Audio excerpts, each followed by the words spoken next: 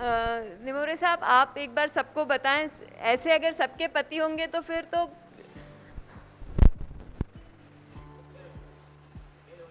कैसा लगता है जब फेल हो गया था आईवीएफ? कितना समय लगा आपको उस फेलियर से उभरने में?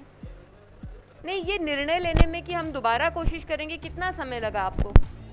तो आप लोग कुछ टेंशन न लेने के लिए कुछ करते थे क्या? मतलब क्या आपने कोई योगा या इस तरह के, जैसे शायद सुलोचना जी भी योगा वगैरह करती थी, तो ऐसी कुछ चीज़ें करते थे क्या? या लेटेस्ट से म्यूज़िक सुनते हो, या कोई आपने कोई हॉबी क्रिएट की हो कि भाई हम अपना पेंटिंग ही करेंगे, कुछ भी? क्योंकि मन के विचार तो आते ही होंगे, वो कैसे कम किए?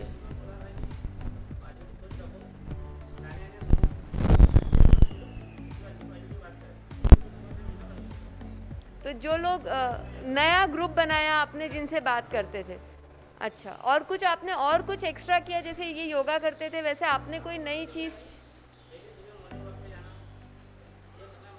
व्यायाम को भी आपने इम्पोर्टेंस दिया?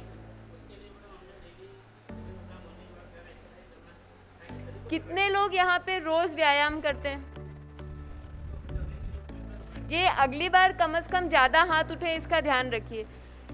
जो लोग व्यायाम करते हैं, एक्सरसाइज करने से हमारे मस्तिष्क में ऐसे कई हार्मोन्स रिलीज होते हैं जो हमको हैप्पीनेस प्रोवाइड करते हैं, इनको एंडोर्फिन कहते हैं। आपने ड्रग एडिक्ट्स को देखा होगा ना, जो मॉर्फिन का इंजेक्शन लगाते हैं, ओपियम का इंजेक्शन लगाते हैं। इसमें ये ड्रग एडिक्ट्स भी जो इंजेक्शन लगाते हैं, ये अल्टीमेटली हमारे दिमाग में एंडोर्फिन्स को ही रिलीज़ करते हैं। तो सोचिए, अगर बिना कोई ड्रग लिए अगर आपके दिमाग में वही एंडोर्फिन्स रिलीज़ हो रहे हैं, वही खुशी मिल रही है, वही हाई मिल रहा है, और वो भी शरीर का फ़ायदा करते हुए, ड्रग लेने से तो आपकी किडनी खराब होगी, लिवर खराब होगा, जाने क्या क्या होगा, लेकिन अगर व्यायाम करने से वही खुशी, भले ही थोड़ी कम मात्रा में सही, मगर वही खुशी मिल रही है शरीर का फ़ायदा करते हुए, तो ये एक ऐसी चीज़ है जो स्पेशली इनफर्टिलिटी के सभी पेशेंट्स को करनी चाहिए।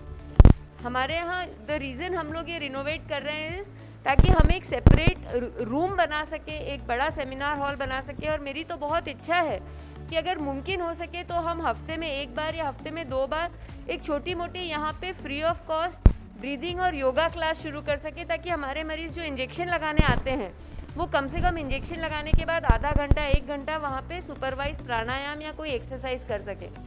एक्सरसाइज करने से आप मेंटली रिलैक्स होंगे, और जितना आप मेंटली रिलैक्स होंगे, और अगर वज़न कम हो गया तो और भी अच्छा है, पर जितना आप एक्सरसाइज से मेंटली रिलैक्स होंगे उतने आपके रिजल्ट्स में भी आपको फ़ायदा मिलेगा। तो आई एम होपिंग कि अगली बार, अभी जैसे 4-5 लोगों ने हाथ उठाए कि हम व्यायाम करते हैं, अगली बार लगभग सभी के हाथ उठने चाहिए। और इसके लिए भले ही महिला का इलाज चल रहा हो, लेकिन हस्बैंड को, उसको जैसे आपने देखा, वो हस्बैंड की वजह से वाइफ को हिम्मत आई दोबारा इलाज कराने की। तो सारे हस्बैंड्स को अपने वाइफ को सपोर्ट करना ज़रूरी है। ये एक बहुत लंबा रास्ता है। मैं तो आपके साथ रहूँगी, लेकिन 24 घंटे नहीं हूँ ना, 1 घंटा हूँ। जो 24 घंटे साथ है उसको सपोर्ट करना ज़रूरी है। और कोई अपना, इतने अच्छे 2 लोगों ने अनुभव शेयर किया, मुझे यकीन है आप लोगों के पास शेयर करने के लिए मुझसे ज़्यादा स्टोरीज़ हैं। नहीं होता, एसिडिटी से अबॉर्शन नहीं होता। बहुत त्रासद है अबॉर्शन होना, बहुत तकलीफ़ की बात है।